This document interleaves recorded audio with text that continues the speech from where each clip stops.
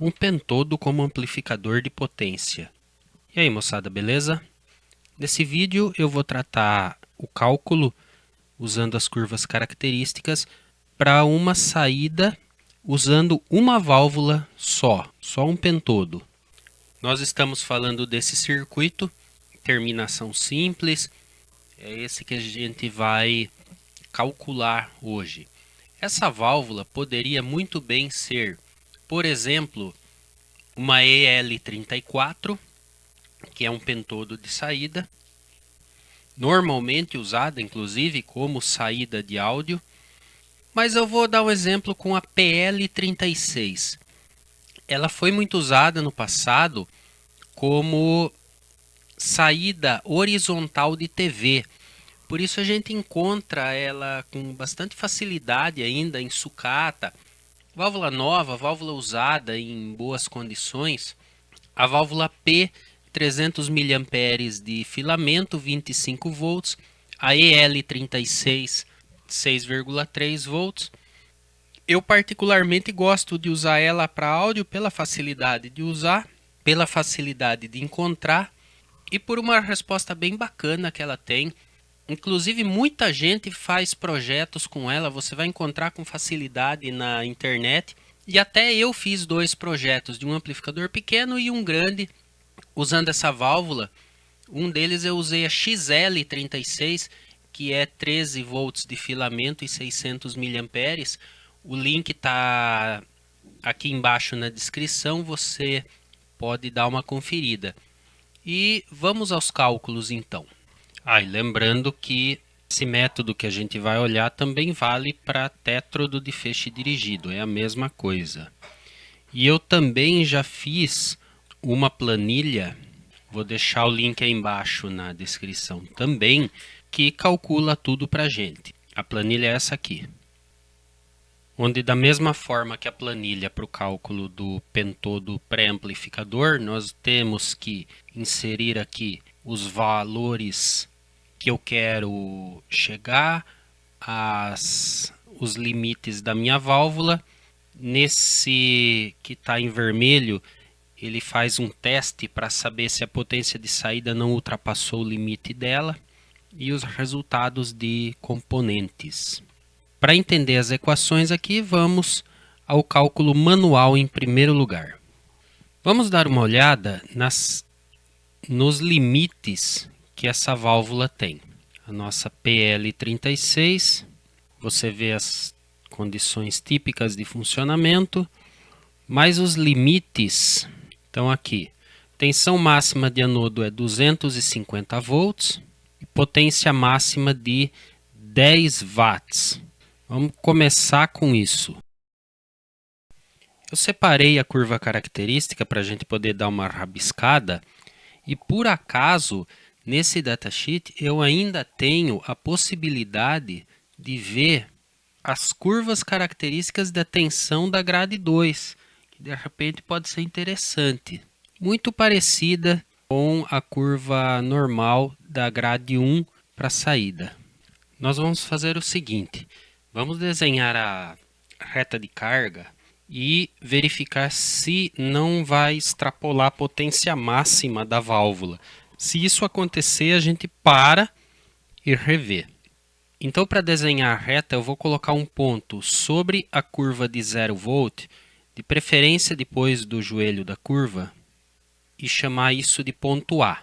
Vou colocar sobre os 200 mA, para ter um máximo nesse valor. Vou supor que quero 150 volts de tensão de anodo.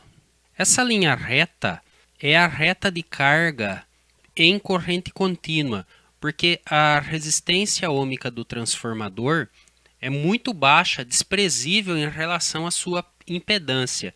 Então a gente pode traçar a reta de carga como uma linha vertical a partir da tensão escolhida. Agora eu vou colocar metade dessa corrente, que vai ser o ponto de trabalho, metade da excursão, na linha de 150 volts. Metade de 200 mA é 100 mili, portanto vai ficar nessa posição. Antes de desenhar a reta de carga, já poderia desenhar muito bem. Seria essa aqui, a reta de carga com o transformador. Eu vou calcular a potência no ponto de trabalho, que será esse ponto aqui. O cruzamento dos 150 volts com 100 miliamperes. Quanto vai dar 150 vezes 100 mili? 150 volts vezes 0,1 ampere, que é 100 mili, deu 15 watts. 15 watts é muito mais que 10, é 50% maior. Portanto, essa reta não serve. Eu vou cozinhar a válvula. Tenho que escolher outros números de forma que a potência chegue no máximo a 10 no ponto de trabalho. Vamos escolher outra. Eu vou baixar a corrente de 200 para 100 miliamperes. Vamos ver se vai dar certo. 100 mili com os mesmos 150 volts de tensão da fonte. Aí já está fácil de fazer a conta, né? Metade de 100 mili é 50 miliamperes vezes 150 volts.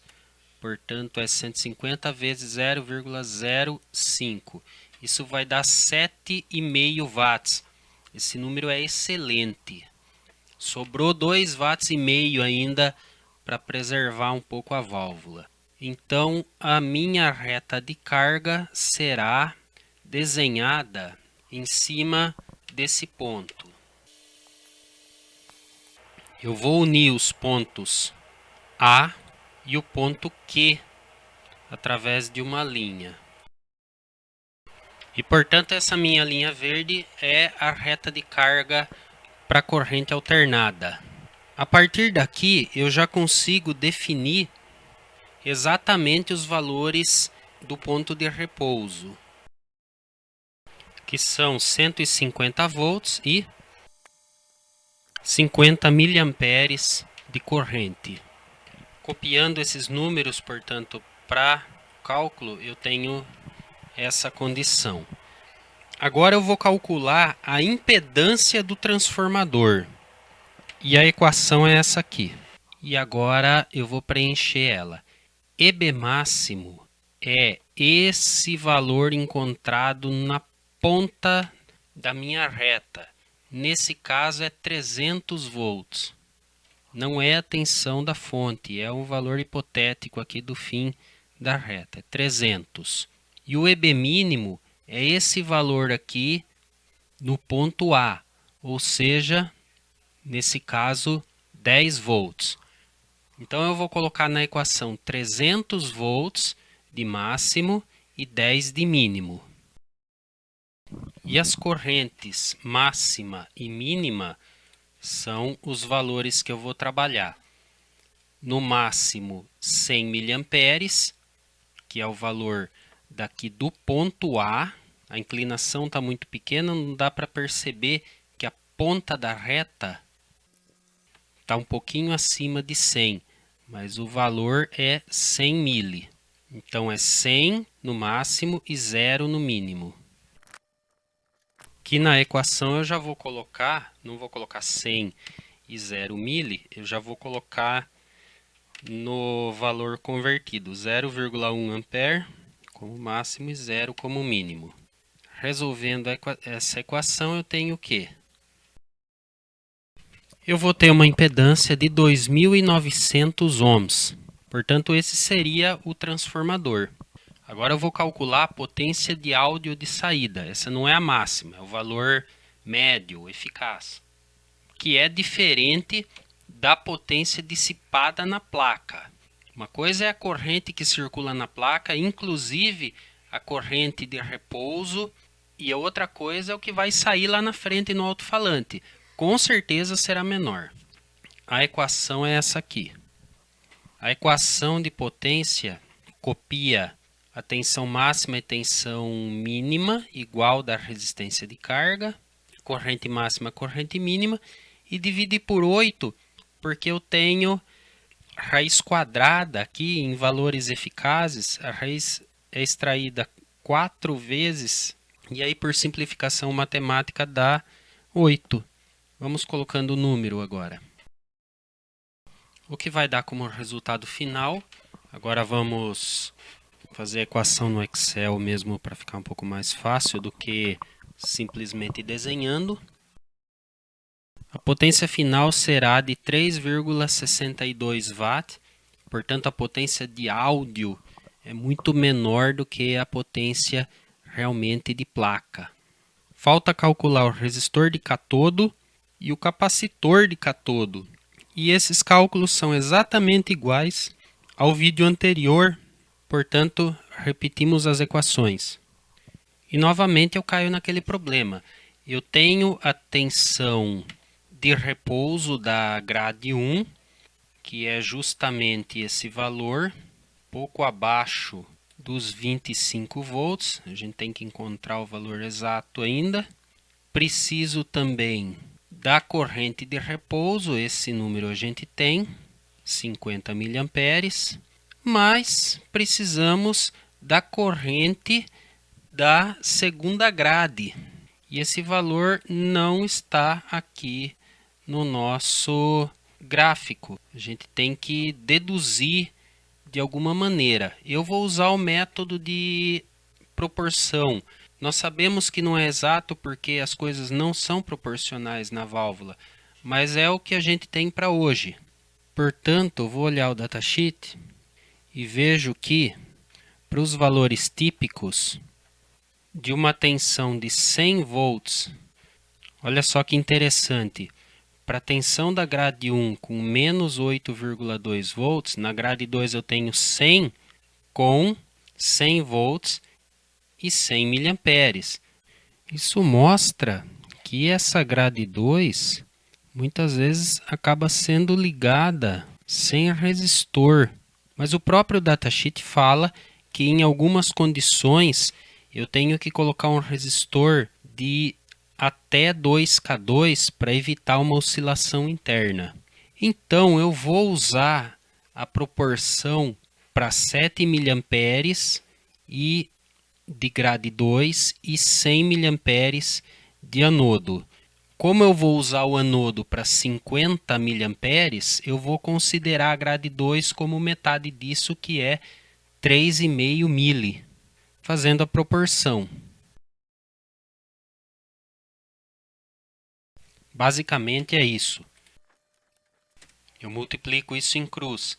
7 vezes 50 dividido por 100, o resultado é o X. Olha lá, vai dar 3,5 miliamperes. Esse é o valor que eu vou considerar para realizar essa minha equação. Colocando números nela, qual é o valor da tensão de grade?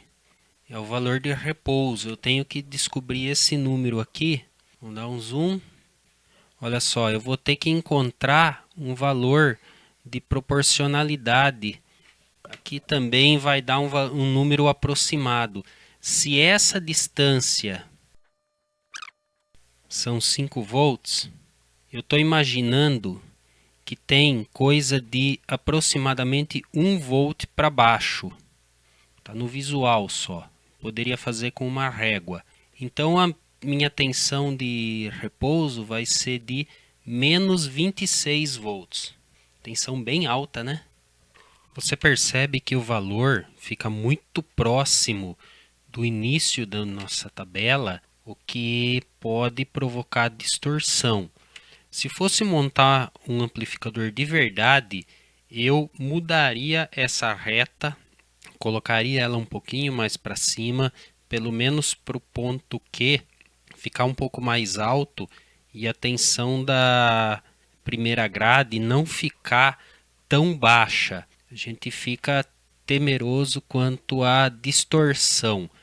Mas esse cálculo vai assim mesmo. Nós vamos terminar ele dessa mesma maneira. Substituindo os valores, eu vou ter 485,9 ohms. Vou pegar o valor mais próximo disso e será o meu resistor de catodo. Portanto, coloquei aqui a impedância do transformador e esse resistor de cátodo. O capacitor de cátodo é a mesma equação passada, que a gente iguala a reatância capacitiva com o valor da resistência. Para a menor frequência que a gente vai usar, vamos considerar 20 Hz. A equação está aqui. Agora é só substituir os valores e temos o capacitor. 2π, F 20 Hz e XC vai ser igual ao resistor. Vai dar um número muito pequeno. Eu vou multiplicar por 1 milhão para saber o valor em microfarad. E temos lá 16,3 micro. Aí a gente coloca um número próximo disso. Eu posso escolher, por exemplo, 22 micro, que está garantido. Vai passar até frequências ligeiramente inferiores a 20 Hz. Certo? Agora, capacitor da segunda grade, capacitor de entrada e resistor de grade, eu vou pegar valores do datasheet. O resistor de segunda grade ainda falta ser calculado. Esse datasheet não tem uma informação firme sobre a tensão da grade 2 para a gente poder fazer uma proporção. Porque, olha, nas características típicas, eu tenho tensão de placa de 100 volts e da grade 2 igual a 100. Isso diz para mim que eu posso ligar a segunda grade no anodo. Eu tenho uma outra informação que diz aqui que quando essa válvula trabalha abaixo do joelho da sua curva característica, o resistor série da segunda grade do screen precisa ter um valor mínimo de 2K2 para que não ocorra a oscilação de Barkhausen. Então, eu vou considerar esse valor, 2K2. O resistor de grade mínimo também tem a informação, um valor de 5K, impedância bastante baixa. O capacitor de screen não tem uma informação e, aliás, em muitos circuitos de saída, eu não vejo esse capacitor instalado. Então fica a critério do projetista, inclusive, testar a necessidade desse valor. O capacitor de entrada, o fabricante também não está sugerindo nada. Então a gente vai ter que escolher uma peça aqui. Eu vou calcular um capacitor que tem uma reatância igual a desse resistor para a frequência de 20 Hz. Para que eu tenha uma passagem mínima aqui, eu vou acabar fazendo o capacitor e o resistor um divisor. É a mesma equação, a única diferença é que a reatância capacitiva eu vou igualar a 5K. Também multiplicando por 1 milhão para ter o valor em microfarad, vai dar 1,59 micro. E eu colocaria 2,2 micro. E dessa forma ficam escolhidos os valores para nossa PL36, considerando que ainda a gente precisa, na hora da montagem, testar a necessidade e o efeito desse capacitor nesse circuito. Agora, colocando os mesmos valores na nossa planilha, tem que dar o mesmo resultado. E é ela que eu vou deixar disponível para você baixar da mesma forma que ficaram as outras. Portanto, vamos lá, vamos colocando os valores. Você vai ver que à medida que eu vou colocando, a planilha vai se ajustando. A tensão da fonte no nosso projeto é 150, a potência máxima lá do datasheet é 10 watts. A corrente máxima do nosso projeto no ponto de máxima corrente é 100 mA. A corrente mínima é 0. A tensão máxima da nossa curva é 300 volts. A mínima é 10. Então, 310. A corrente da grade 2, 3,5 mA, que nós calculamos. A tensão do ponto de trabalho é 26 volts, menos 26. E a frequência mínima nós consideramos 20 Hz. E aí nós temos aqui a potência dissipada na placa de 8 watts, não ficou vermelho, então está dentro do limite. Os valores 2.900 no transformador, potência de saída de 3,6 watts, resistor de catodo de 485 ohms e o capacitor de 16 microfarad. Considerando esse método de cálculo, você tem, portanto, os valores e a partir daí você pode escolher os componentes e variar um pouco para cima, um pouco para baixo, até chegar aonde você deseja. Se gostou do vídeo, e eu acho que vale um joinha pela pesquisa, pelo trabalho de fuçar nos livros para achar esse método, então clica aí embaixo, se inscreve no canal, ativa o sininho e até o próximo vídeo. Um grande abraço e até a próxima.